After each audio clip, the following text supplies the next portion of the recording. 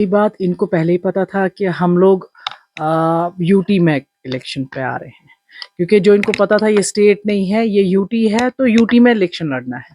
इनके रूल्स भी पता थे, इनको सब कुछ पता था उसमें क्या क्या है, हमारे पावर्स क्या है, बट इन्हें लोगों को वही धोखा दिया।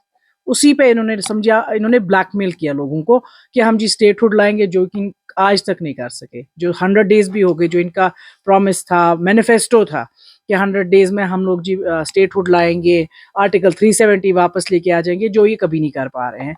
जो इन्होंने आज तक किया है, इससे पहले जो किया है, उसकी वो आज ये वही झूठी सरकार चला रहे हैं। एंड इनको पता है कि हमारे हाथ में कुछ नहीं हो सकता, ना ये करेंगे। ये बस लोगों को धोखे देते गए हैं।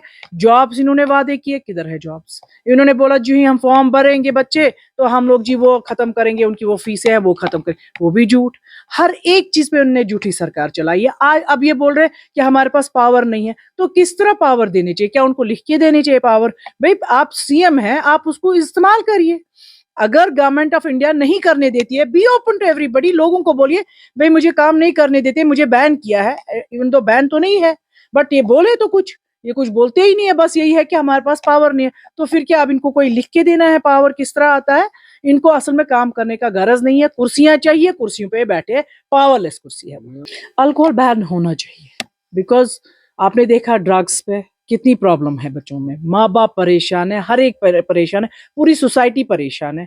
एंड उनकी लाइफ भी देखिए क्या खराब है। पहले अगर पकड़े जाते हैं तो जेल, ना वो मैंने कहा ना, ये एक नशा एक ऐसी चीज है जो हर एक चीज को बर्बाद करती है। सो ये शराब भी एक नशा ही है, ये भी खत्म ही होना चाहिए।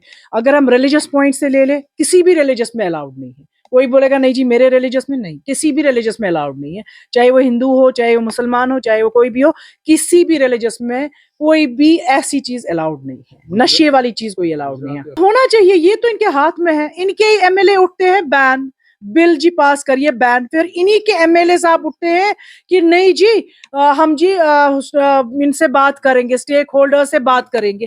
फिर इनको आपस में नहीं पता है हमें क्या करना है। एक एमएलए उठता है जी बैन करिए, दूसरा एमएलए उठता है नहीं जी नहीं बैन करे, और हम एंड कैसे वो बोल सकता है कि बैन नहीं करे? जब सब जहां की देखिए, अगर गुजरात ले, इट्स अ हिंदू स्टेट, जहां के ऑलरेडी वहां के सीएम ने बैन करवाया and within no time ही बैंड इट। बिहार वहां बैन हो गया, बहुत सारी 10 स्टेट्स है इंडिया की जहां बैन हो चुका है। तो कश्मीर तो ऑलरेडी इतना साफ सुथरा था कि यहाँ तो कभी भी आप इसको बंद ही कर सकते एंड चलाने ही नहीं देना था। एंड अब यही लोग बोल रहे नहीं जी हम स्टेक होल्डर से बात करेंगे। क्या बात, कौन सा ऐसा शख्स होगा जो बोलेगा कि इसको बैन नहीं करे? हर एक इस हित में है कि हाँ बैन करिए इसको। He is a good person in bad party, क्योंकि वो एक चीज है कि वो सच की सरकार चला रही, एंड ये वो सच नहीं चलाने देंगे, क्योंकि इन्होंने आज तक झूठ पे सरकार चलाई है, और ये उसको भी वही चाह रहे हैं कि वो भी झूठ बोले, बट वो नहीं बोल पा रहा है झूठ, वो नहीं चलाएगा झूठ। एंड अगर वो सच बोल रहे तो इनको प्रॉब्लम्स है, इनके हर एक एमएलए को कुछ ना कुछ कमेंट करना है, ये जी उनका अपना डिसीजन है, ये पार्टी में किसी को भी हक है बोलने का। भाई आप जब पार्टी में बात नहीं कर सकते, आपकी एक पार्टी है जिसको आप लोगों ने ना लोगों से समझे लिए हैं वोट्स, हर एक बंदे के आप गए हैं कि टोपस थे तब रच। अब अगर टोपस थवक रच तब टोपस था तो तुई रचन, एटलीस्ट कुछ तो काम करे, एटलीस्ट अपने एमएलए को जो बोल रहे हैं ये गलत है ये नहीं होने दे, तो वो आप उसी को अपोजिट कर रहे हैं। आपको रूहुल्ला साहब बैठे बच्चों के साथ कि भाई ये बैन हो, ये रिजर्वेशन जो है वो खत्म करिए, तो वो उस पर भी उनको नहीं जी अपना डिसीजन है। आज वो बोल रहे, उन्होंने बोला कि हम मैंने अगर इनके साथ उठा, मेरे इनके जो प्रॉब्लम्स है मेरे साथ, या मेरा इत्तेफाक नहीं करता मैं इस बात से कि आर्टिकल 370 नहीं, क्योंकि मैंने बात की है कि आर्टिकल 370 वापस आना चाहिए, जो इन्होंने भी बोला था। आज ये अपने ही रोला साहब के खिलाफ बोलते हैं। ये इंटरनली इनको आपस में नहीं बन रही है, तो ये कौम को क्या करेंगे? वहीद परा साहब ने बोला है कि लैंड को हमारा रजिस्टर करेगी, जो कि है, क्योंकि ये आजाद साहब ने ही लाया था रोशनी एक्ट। सो डेफिनेटली अगर यहाँ के लोग रह रहे हैं, पहले आप यहाँ के लोगों के लिए जमीन तो दे, घर तो दे उनको।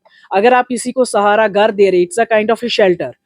कोई भी अगर कोई जानवर भी होता है या कोई भी होता है, वो भी अपने जाके शाम को जाके अपने घोंसले में बैठता, परिंदा तो सो हमारा ये घोंसला होता है घर, तो नेचुरली उसको तो लाना चाहिए, इसको हर एक को रजिस्टर करना चाहिए इस बिल को। एंड ये जो लैंड राइट्स है, ये तो हर एक का हक है, अपना घर है, अपनी जमीन है, पहले उस जगह के लोगों को हक होता है, बाद में आप बाकियों को लाइए। गुलाम नबी आजाद है, हर टाइम आते हैं। आप आज देखिए वो जम्मू में है, कल वो इंशाल्लाह श्रीनगर में होंगे।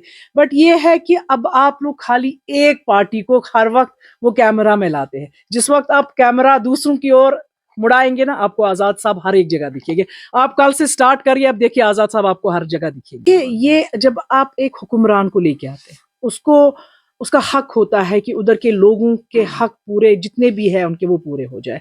क्योंकि अगर आप गुलाम नबी आज़ाद साहब को लेंगे, उनने देखिए कितने डिस्ट्रिक्ट्स बनाए, कितने हॉस्पिटल, आज भी उसी चीज़ को लोग याद कर रहे हैं। अगर उनने उमर अब्दुल्ला जैसी सरकार चलाई होती, आज शायद कोई नहीं बोलता कि काश गुलाम नबी आज़ाद वापस आते।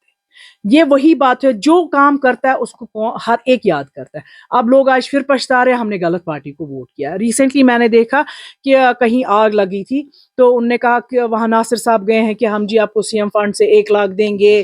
फिर सतीश शर्मा जी वहां गए थे, फूड आपको फ्री मिलेगा।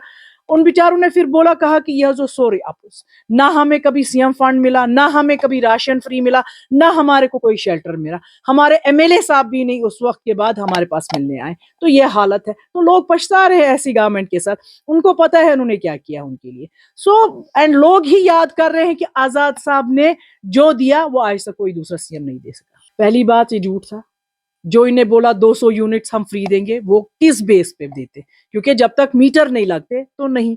हाँ, अगर आप फ्लैट रेट रखते तो लोगों को वो राहत होती। आप सच की सरकार चलाएं। मैं हर वक्त बोलती हूँ, not as a chief spokesperson और अ स्पोक्स पर्सन और मैं एज ए नॉर्मल कश्मीरी की तरह बोल रही हूँ। आप सच की सरकार चलाएं, लोग आपके साथ रहेंगे। आप लोगों को बोले भाई फ्री कुछ नहीं मिलता है। हाँ, अगर आपको हमसे कुछ थोड़ा प्राइस में जिसमें हर एक एडजस्ट हो सकता है, वो कर सकते हैं। आप बोलेंगे ये फ्री वो फ्री वो फ्री, कुछ भी फ्री नहीं होगा। एंड ये जो बोले 12 सिलेंडर फ्री, 200 यूनिट फ्री, फिर राशन फ्री, कुछ भी फ्री नहीं था। A big life from the government, that manifesto is nowhere. कि हमने पहले भी बोला है, statehood is a prime minister's promise, so he has to give. बाकी अब आप झूठ बोलेंगे लोगों से कि नहीं जी मैं लेके आ रहा हूँ। पहली बात, जब आपको प्राइम मिनिस्टर वहीं से प्रॉमिस किया स्टेटहुड हम वापस देंगे, so why can't you fight for that? भाई अगर आपने बोला है, एक पार्लियामेंट, इट्स नॉट अ कोई छोटी सी गली या घर नहीं है, ये एक पार्लियामेंट हाउस है जहां प्रॉमिस किया गया है। तो जब प्राइम मिनिस्टर ऑफ इंडिया ने प्रॉमिस किया था कि भाई स्टेटहुड वापस हम देंगे, तो ये क्यों नहीं उनसे ले पा रहे? सो डेफिनेटली अगर हम लोग आएंगे तो will get the statehood back.